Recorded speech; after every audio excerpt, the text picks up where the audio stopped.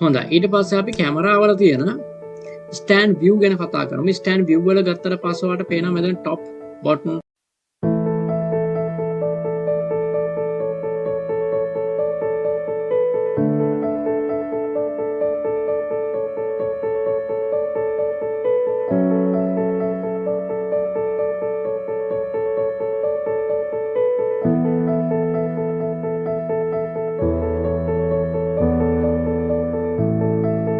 මේ විදිහට මේ ක්‍රොස් එකක් වගේ අපිට view එක ගන්න පුළුවන්කම තියෙනවා. හරි. ඒ ටික පොඩ්ඩක් බලන්න කොයි විදිහටද ඒක ගන්න කියන එක view එක ඒක තරම් ලොකු දෙයක් නෙමෙයි. ඊට පස්සේ මෙතනින් ඔයාලට බලා ගන්න පුළුවන් මෙන්න මේක තමයි අපිට දැනට ඇක්ටිව් වෙලා තියෙන පර්ස්පෙක්ටිව් කියන එක. ඔයාලට පුළුවන් මේ පැරලල් ප්‍රොජෙක්ෂන් කියන එක දාගන්න. ඒක දාගන්න මම මෙතන left එකට යනවා.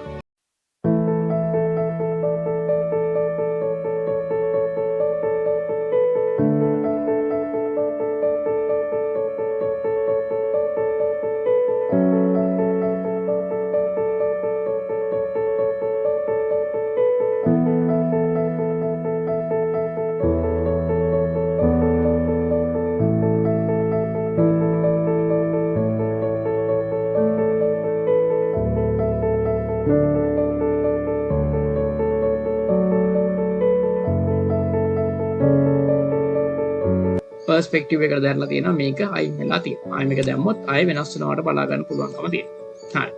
ඔය විදිහට තමයි ප්‍රධාන වශයෙන් කියලා දෙන්න තියෙන්නේ views ටිකේ දේවල් ටික.